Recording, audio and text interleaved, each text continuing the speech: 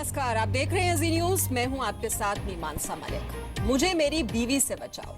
अब तक आपने कुछ ऐसी लाइनें और कमेंट्स बॉलीवुड फिल्मों में जरूर सुने और देखे होंगे, लेकिन रियल लाइफ में भी सच्चाई कुछ इससे मिलती जुलती है। अब तक आपने ये सुना होगा कि अक्सर महिलाएं घरेलू हिंसा का शिकार होती हैं, लेकिन आज हम आपको ऐसी कड़वी सच्चाई बताने जा रहे हैं जिसे सुनकर शायद आपकी सोच अब बदल जाए। यूनाइटेड नेशंस के एक सर्वे के मुताबिक भारत में पतियों को पीटने के मामले में पत्नियां तीसरे नंबर पर हैं।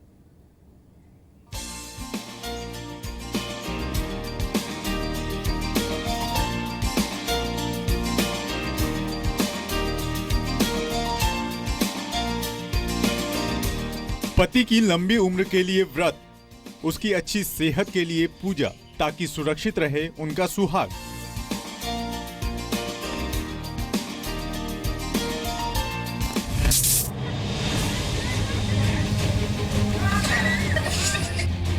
लेकिन इससे जुड़ी दूसरी तस्वीर आपको हैरान कर सकती है। हाथ में झाड़ू, बेलन या चप्पल से पूजनीय पति परमेश्वर की धुनाई। जी हाँ, ये भी सच है। पत्नी के हाथों पिटता पति। अक्सर हम इस तरह की खबरों को गंभीरता से नहीं लेते हैं या मजाक में उड़ा देते हैं, पर सच तो ये है कि देश के पति भी घरेलू हिंसा का शिकार हो रहे हैं। जी हाँ, यूनाइटेड नेशंस की तरफ से कराए गए एक सर्वे के मुताबिक भारत में पति भी हो रहे हैं अत्याचार के शिकार।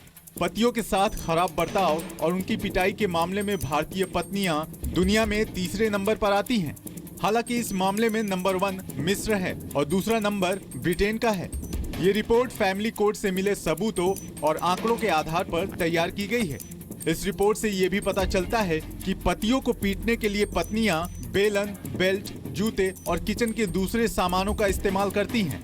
इतना ही नहीं, कई पत्नियां तो अपने पतियों को खाने में या किसी और तरीके से नींद की गोलियां तक दे देती हैं।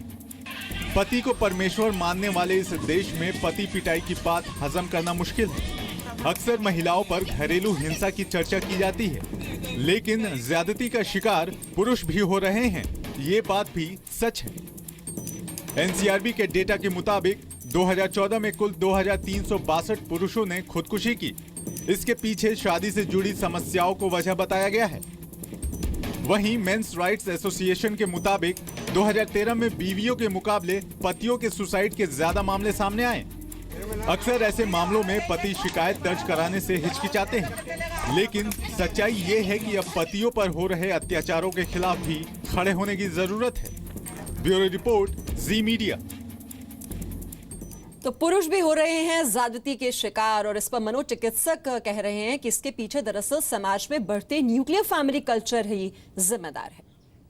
सारे जॉइंट फैमिली का कंसेप्ट खत्म हो जा रहा है, न्यूक्लियर फैमिलीज आ रही हैं। न्यूक्लियर फैमिली से अब आई पे आ गया है सिस्टम, तो समाज इसको बदलते हुए रवैये से देख रहा है कि हाय अब क्या हो रहा है। जनरली एक नेगेटिव एटीट्यूड ही होता है, चाहे वो वाइफ बैशिंग भी हो चाहे वो हस्बैंड बैशिंग भी हो, दोनों को ही नेगेटिव नजरिए से देखा जाता है। तो भारत में महिलाओं के घरेलू हिंसा के शिकार होने की बात बार बार कही जाती है, लेकिन संयुक्त राष्ट्र के सर्वे से खुलासे के बाद भारत में पुरुषों पर होने वाली घरेलू हिंसा को लेकर भी सवाल उठने लगे हैं।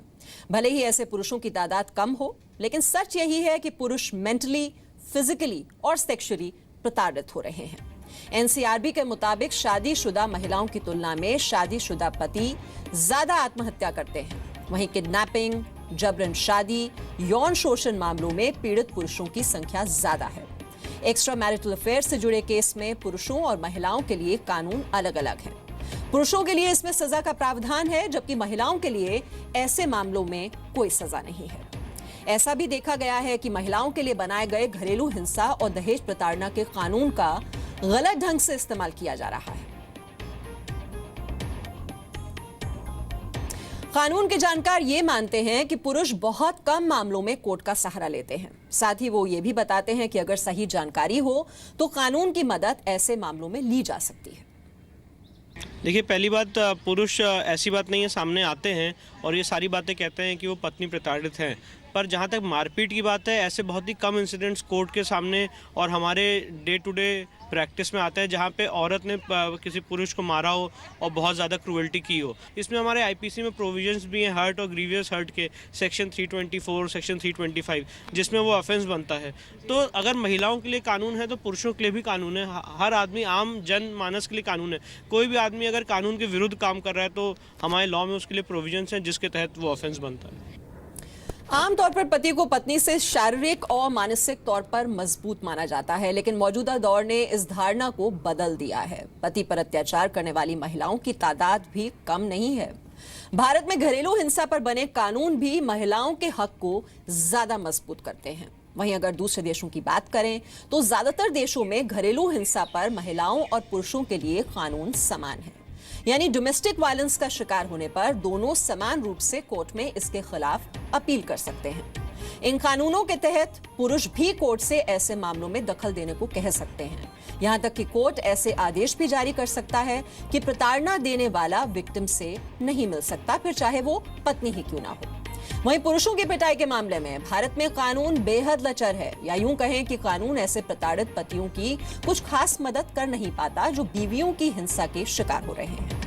भारत में ऐसे मामले भी सामने आ रहे हैं जहां पति इस हद तक घरेलू हिंसा का शिकार हो रहे हैं कि उनकी जान पर भी बना रही है। देश में अब डोमेस्टिक वायलेंस को लेकर जेंडर न्यूट्रल कानून बनाने की मांग उठने लगी।